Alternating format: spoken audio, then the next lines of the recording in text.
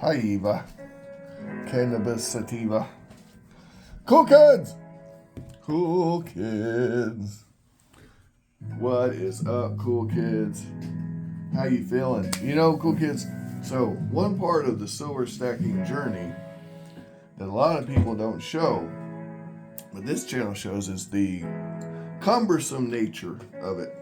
And I don't know if I just invite more chaos in my life than most, or if it's just happenstance that it comes my way. I'm sure it's a lovely blend of both. But the fact of the matter is that incidences and occurrences happen to me quite frequently, and this is one of them. So, Mrs. Addicted to Minis decided to check the mail a while back and somehow forgot that a coin was in one of the envelopes when she stuffed it all somewhere. Well, today, while doing some cleaning, she discovered the error and brought me said coin that I've been waiting for a while and contacting the seller about. The seller didn't know where it was,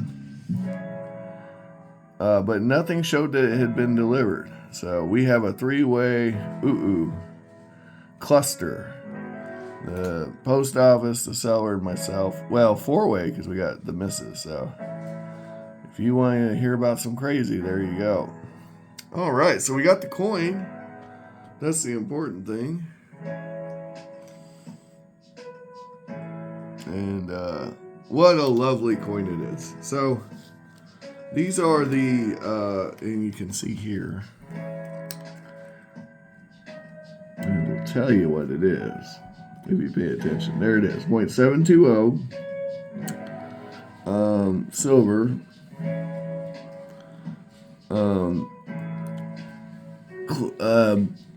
pesos. Yeah, these were made from 1919, I want to say,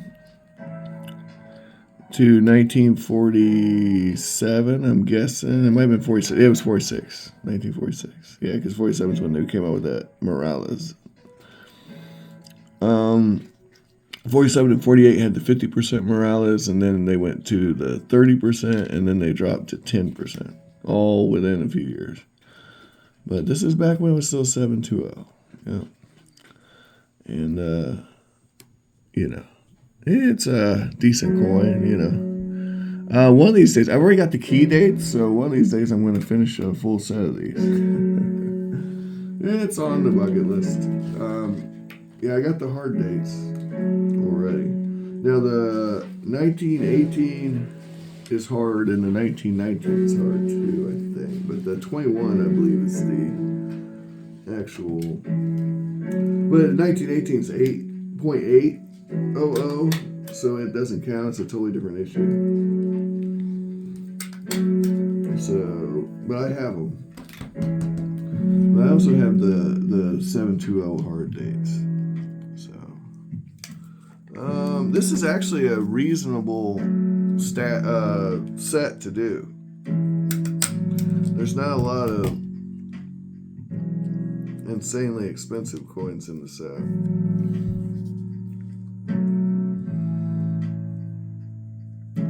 But better grade examples are going to cost a little bit. So there's a downside.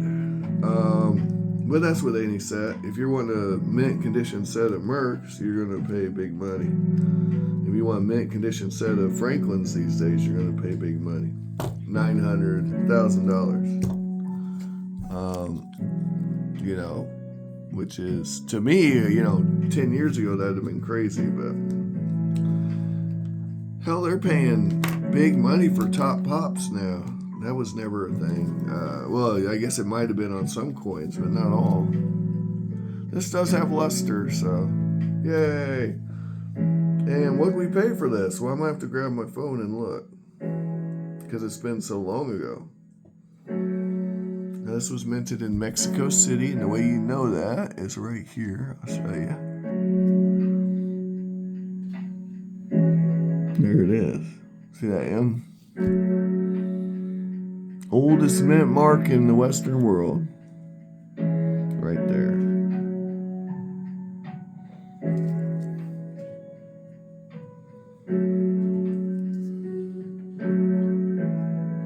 And cool. So peso, Mexico, and 0.720. I believe this is about 4/10 of an ounce. But I'm going to get the exact ASW while I grab what I paid for it.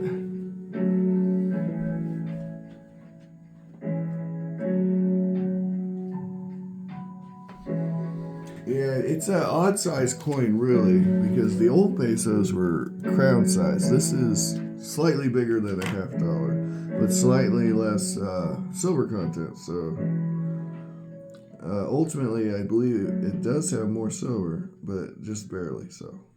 And it's basically a $50 with a dime on top, if I remember right.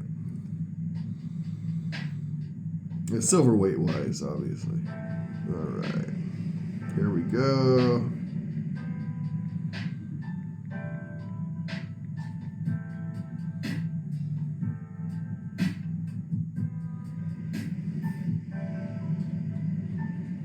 And how you guys been?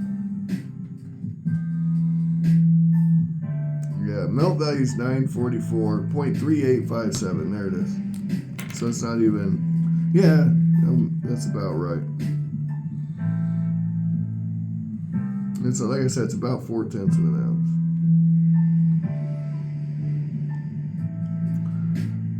ounce. It's about a $50 with a dime on top. But it's basically a $50. So, so I wouldn't give more than $12 for one, even though, people do. But let me make myself a liar. What did I pay for this one? Hold on. We'll look it up. EVA is keeping that ferry in place. Yep. Now I did overpay for a lot today, but I'm on an Italian kick, and so I got into a bit of a bidding war. I'll show you guys that when it gets here. You can get into a bidding war. It happens to me. It doesn't happen very often, but it does happen. And when it does, you just gotta, tell yourself, hey, self, that's not cool. That's not the way to go on that deal. So I'm sure the seller will be happy when I give them their review on the purchase and they actually get their money.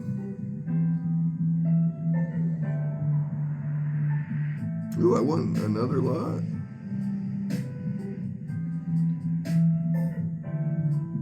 Hold on.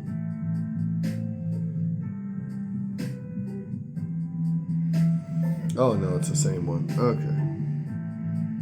Anyway, guys, I'm working on this here. Give me a sec. I bought a lot of stuff lately, and this is way back. Way back. And here we go. Still going back. Oh man, we're going to page 2. That's not a good sign. That means I bought too much silver lately. That's what that means. Oh, it's loading. It's loading.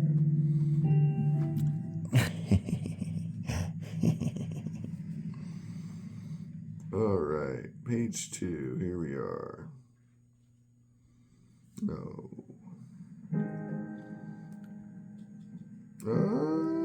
Okay.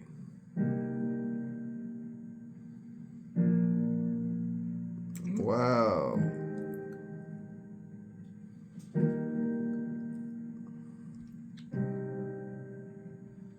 I'm still scrolling, guys. There it is. All right. I paid $6.51 for this coin.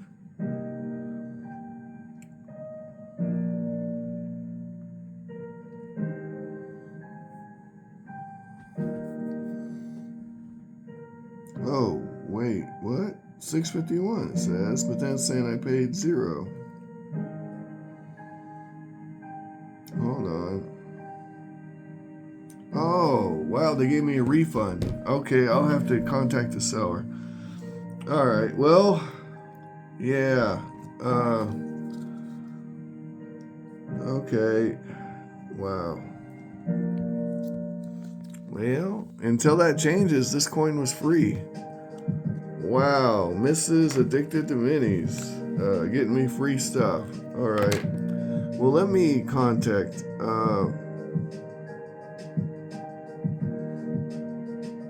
Yeah, I'm gonna contact them. I'm gonna do the right thing here and say, hey.